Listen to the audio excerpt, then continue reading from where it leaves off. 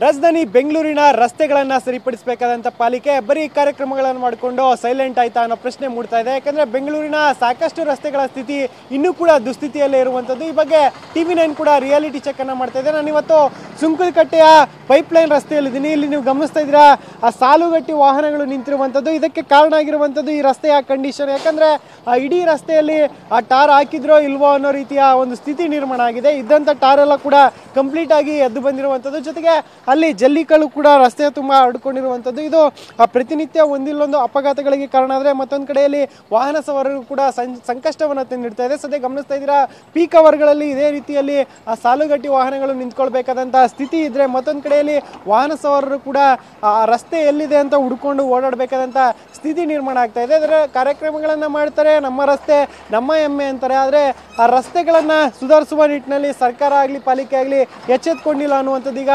ಸಾರ್ವಜನಿಕರ ಆಕ್ರೋಶಕ್ಕೆ ಕಾರಣ ಆಗಿರುವಂಥದ್ದು. ಇದೇ ರೀತಿಯಲ್ಲಿ ಬೆಂಗಳೂರಿನ ಸಾಕಷ್ಟು ಕಡೆಗಳಲ್ಲಿ ಇನ್ನೂ ಕೂಡ ರಸ್ತೆಯ ದುಸ್ಥಿತಿ ಯಥಾಸ್ಥಿತಿಯಲ್ಲಿ ಮುಂದುವರೆದಿದೆ. ಆದರೆ ಸರ್ಕಾರ ಹಾಗೆ BBMP ಆ ರಸ್ತೆಗಳನ್ನು ಸರಿಪಡಿಸುವ ಕೆಲಸವನ್ನು ಮಾಡ್ತಾ ಇಲ್ಲ ಅನ್ನೋದಂಥದ್ದು ಇದೀಗ ವಾಹನ ಸವಾರರಿಗೆ ಸಂಕಷ್ಟವನ್ನು ತಂದಿಟ್ಟಿರುವಂಥದ್ದು. ಸದ್ಯ ಗಮನಿಸ್ತಾ ಇದ್ದೀರಾ ಎಷ್ಟರ ಮಟ್ಟಿಗೆ ಆ ಟ್ರಾಫಿಕ್ ಜಾಮ್ ಆಗ್ತಾ ಇದೆ ಅಂತ. ಮತ್ತೊಂದು ಕಡೆಯಲ್ಲಿ ಆ ಗುಂಡಿ ತುಂಬಿರುವಂಥ ರಸ್ತೆ ಏನಿದೆ, ಇಲ್ಲಿ ಎಲ್ಲ ವಾಹನಗಳು ಸ್ಲೋ ಆಗಿ ಹೋಗ್ತವೆ. ಆ ಒಂದು ಸಂದರ್ಭದಲ್ಲಿ ಆ ಟ್ರಾಫಿಕ್ ಜೊತೆಗೆ ಒಂದಷ್ಟು ಅಪಘಾತಗಳು ಕೂಡ ಆಗುವಂಥ ಘಟನೆಗಳು ನಡೀತಾ ಇದೆ. ಇದು ಈ ರಸ್ತೆಯಲ್ಲಿ ಓಡಾಡುವಂಥ ವಾಹನ ಸವಾರರಿಗೆ ಇದೀಗ ಸಮಸ್ಯೆಯನ್ನು ತಂದಿಟ್ಟಿರುವಂಥದ್ದು. ಒಟ್ಟಿನಲ್ಲಿ ಬೆಂಗಳೂರಿನ ರಸ್ತೆಗಳನ್ನು ಸರಿ ಮಾಡ್ತೀವಿ, ಬ್ರ್ಯಾಂಡ್ ಬೆಂಗಳೂರು ಮಾಡ್ತೀವಿ ಅಂತ ಸರ್ಕಾರ ಬರೀ ಮಾತಲ್ಲಿ ಹೇಳುತ್ತೆ. ಆದರೆ ಆ ರಸ್ತೆಗಳಿಗೆ ತೇಪೆ ಹಚ್ಚುವ ಕೆಲಸವನ್ನು ಪಾಲಿಕೆ ಕಂಪ್ಲೀಟಾಗಿ ಮರೆತು ಬಿಟ್ಟಿದೆಯಾ ಅನ್ನೋ ಪ್ರಶ್ನೆ ಈಗ ಸಾರ್ವಜನಿಕ ವಲಯದಿಂದ ಕೇಳಿ ಬರ್ತಾ ಇದೆ. ಸದ್ಯ ಪಾಲಿಕೆ ಇನ್ನಾದರೂ ಎಚ್ಚೆತ್ತುಕೊಂಡು ರಾಜಧಾನಿಯ ರಸ್ತೆಗಳನ್ನ ಇನ್ನಾದರೂ ಸರಿಪಡಿಸೋಕೆ ಮುಂದಾಗುತ್ತೆ ಅನ್ನೋದನ್ನ ಇನ್ನಷ್ಟೇ ಕಾದು ನೋಡಬೇಕಿದೆ.